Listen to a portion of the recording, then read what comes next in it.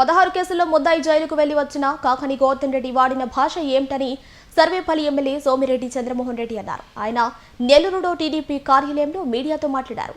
ఈ సందర్భంగా ఆయన మాట్లాడుతూ వేమూరు రాధాకృష్ణని భౌతికంగా లేకుండా చేస్తామని కాకాని జగన్ హెచ్చరికలపై కేసులు నమోదు చేయాలని ఆయన డిమాండ్ చేశారు. ఆంధ్రజ్యోతి చైర్మన్ రాధాకృష్ణ గారు వీకెండ్ కామెంట్స్ మీద అసలు ఏంటి మీరు వాడే భాష ఏంటి, మీ థ్రెటనింగ్ ఏంటి, మీ బెదిరింపులు ఏంటి అని అంటే ఏమైనా ఉత్తర కొరియా అనుకున్నారు? ఇదే నార్త్ కొరియానా? మీరంతా డిక్టేటర్సా?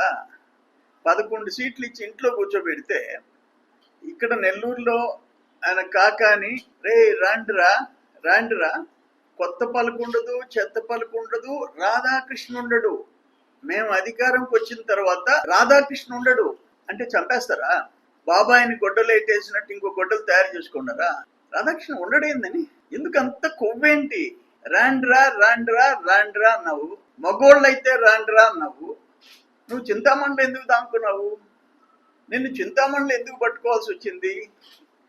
దాదాపు 204 డేస్, 80 రోజులు పోతే 140 రోజులు ఫేక్ డాక్యుమెంట్స్ కేసులో తప్పించుకున్నావు, ఇక్కడ తప్పించుకున్నావు. నువ్వేంది మగోళ్ళైతే రాండ్రా అనేది?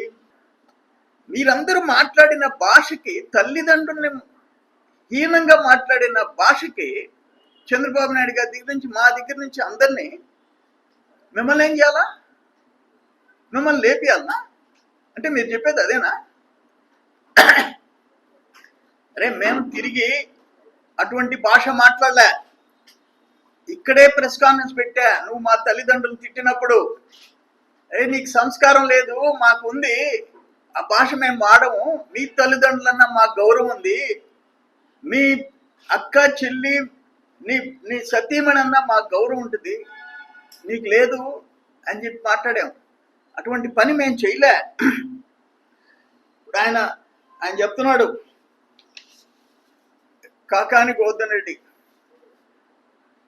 అసలు ఉండదంట పేపరు, అసలే ఉండదంట. ఒరే తరే మాకైతే అర్థం కావటం ఆ భాష.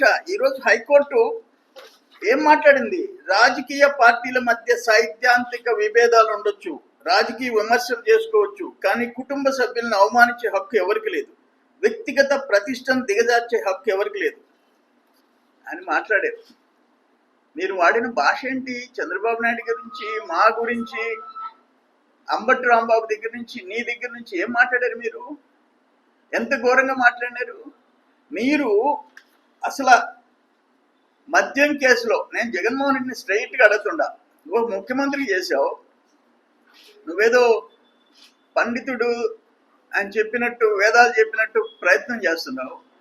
అరే ఈరోజు 3,500 కోట్లు ఎంతమంది జైలుకి పోయేసి వచ్చారు? 3,500 కోట్లు, దాని గురించి మాట్లాడమే. క్రూడ్ కేసు, కొన్ని వేల మంది చచ్చిపోయినారు, దాదాపు 30,000 మంది ప్రాణాలు పోయినాయి. ఈ కాకాని గోవా మధ్యంలో ఎంతమంది చచ్చిపోయినారు?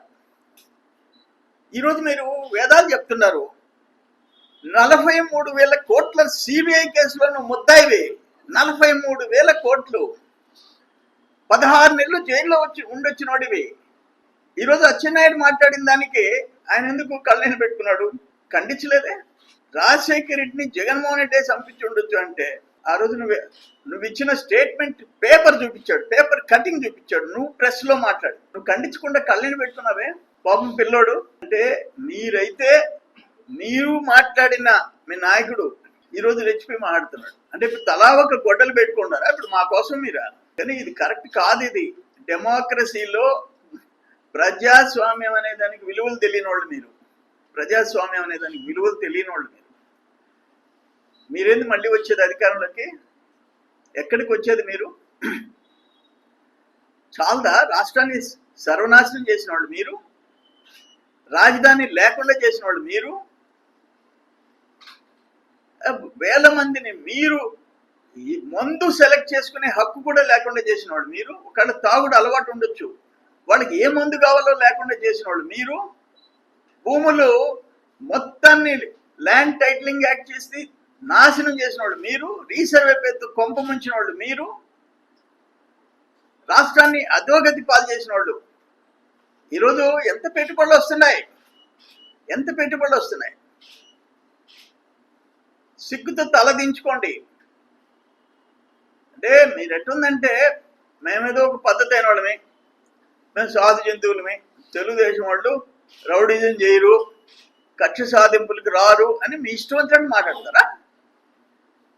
మీ ఇష్టం వచ్చినట్టు ఇప్పుడు కూడా మేము అధికారంలో ఉన్నప్పుడు కూడా మాట్లాడతారా? 5 ఏళ్ళు మీ ఘోరంగా మాట్లాడినారు. తెలుగుదేశం పార్టీ కార్యాలయాల మీద దాడి చేశారు. ఇంకా కూడా సిగ్గు రాలేదా? అందుకని 11 సీట్లు ఇచ్చారు. ఈ చేసిన పాపాలు ఈరోజు అనుభవిస్తున్నారు. 11 సీట్లు ఇచ్చారు. మళ్ళీ రాజధానిని కేంద్ర ప్రభుత్వం యాక్సెప్ట్ చేసి చట్టం తెస్తే దేశంలో లోక్సభలో రాజ్యసభలో 11 పార్టీలు పూర్తి మద్దతు ఇస్తే నువ్వు 11 సీట్లు ఉండేవాడి బాయ్కాట్ చేసి మావిగానని చెప్పేసి నవ్వులు పాలైనావు. అది డైవర్ట్ చేసే దానికోసం రాధాకృష్ణ గారి మీద పడతారా మీరు? అది డైవర్ట్ చేసేదానికా? సిగ్గు చేటిది. నేనేమంటానంటే ఇక్కడ ఎవరు పారిపోయేవాళ్ళు పిరికి బందులు ఎవరు లేరు. మళ్ళీ గాజు నీళ్ళు అనకూడదు అనుకుంటా. పిరికి బందులు ఎవరు లేరు, గుర్తు పెట్టుకోండి. ఆయన చెప్పినాడు, ఆయన రండిరా మగోళ్ళు అయితే అన్నాడు. ఎక్కడికి రమ్మంటావో చెప్పు, ఏ టైంలో రమ్మంటావో చెప్పు. నీ మాదిరిగా పారిపోం. నువ్వు తప్పుడు కేసులు పెడితే మిద్ది మీద ఇక్కడే ప్రెస్ కాన్ఫరెన్స్ పెట్టావు. దమ్ముంటే వచ్చి అరెస్ట్ చేసుకోమన్నా. నీ మాదిరిగా పారిపోలే పిల్లిలాగా.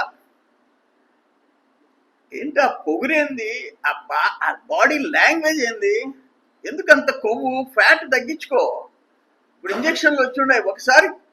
ఒకసారి ఆ ఇంజక్షన్ చేయించుకొని తగ్గించుకున్నావు, మళ్ళీ ఫ్యాట్ పెరిగిపోయింది, మళ్ళీ ఇప్పుడు ఏదో కొత్త మందులు వచ్చినాయి, చేయించుకో.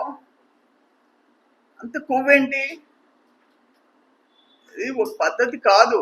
సొసైటీలో నువ్వు రాధాకృష్ణ అయినా మమ్మల్నైనా ఎవరినైనా నీ ఇష్టం వచ్చిన భాష వాడుతుంటే నేను ఇంకో మాట చెప్తుంటా. పోలీసు లేపేస్తాను అంటే ఒక చిన్న గీత పడబడలే. 307కి అటెంప్టివ్ మర్డర్ కేసుకి ఒక కత్తితో ఒక చిన్న పిన్ను కూడా గుచ్చుకోబడలే. నిన్ను లేపేస్తే దిక్కేంది, నిన్ను చంపేస్తానన్నాడు, నన్ను చంపేస్తానన్నాడు అని పెడితే కాగితం మీద 307 వస్తుంది. నిన్న కాకాని మాట్లాడింది ఏంది? మేము వస్తే ఉలుకు ఉండదు, పలుకు ఉండదు, రాధాకృష్ణ ఉండడు అంటే ఏమని? అంటే 307 వర్తించదా? అంత ఓపెన్ గా మాట్లాడితే 307 వర్తించదా? బాబు గారిని 1.5 months 2 months బ్యాక్ నువ్వేం భాష వాడావు? నిన్ను స్టేషన్ చుట్టూ తిప్పాలిగా, కోర్టుకు పెట్టాలిగా, విచారణకి 3-4 రోజులు నిన్ను కూర్చోబెట్టాలిగా, స్టేషన్లో కూర్చోబెట్టుకోవాలిగా. నిన్న నువ్వు మాట్లాడిన దానికి 307 అటెంప్టివ్ మర్డర్ వర్తించదా? అంత డైరెక్ట్ గా నువ్వు పబ్లిక్ గా రాధాకృష్ణ ఉండడు అని నువ్వు మాట్లాడితే 307 వర్తించదా? అంటే ఆయన లావు పొడుగుండడా? అంత పబ్లిక్ గా మాట్లాడితే కొత్త పలుకు ఉండదు, చెత్త పలుకు ఉండదు, ఆంధ్రజ్యోతి ఉండదు, రాధాకృష్ణ ఉండడు అని మాట్లాడినాడా లేదా? ఏమైనా కదా ప్రత్యేకమైన చట్టాలు ఉన్నాయా? ఏమనుకుంటున్నాడు? మొన్న పొదలకూరోళ్ళు పోయి 10 గంటలకి ఈయన వస్తున్నాడంటే అక్కడ నిలబడితే గొడవ చేసేదానికి అడ్రస్ లేకుండా పోయినాడు. వాళ్ళ ఇంటికి భోజనాలు పోయిన తర్వాత పోయేసి వచ్చాడు 10 నిమిషాలు. అంత లావు పొడుగు అనుకుండా